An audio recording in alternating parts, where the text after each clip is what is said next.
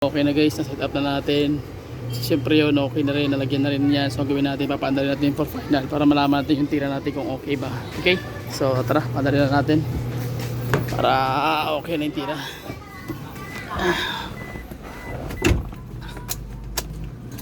On, neutral, park. Sige, start natin guys. So okay na. Yan na siya guys, andar na. So aircon, yan, on na rin din siya. Okay, check natin engine. Yan, so okay na. Okay, so at least kuha niya na yung basic pointers kung paano titrahin. Ngayon ko lang nalaman kung bakit merong may oil leak na yung kailangan siyang lagyan na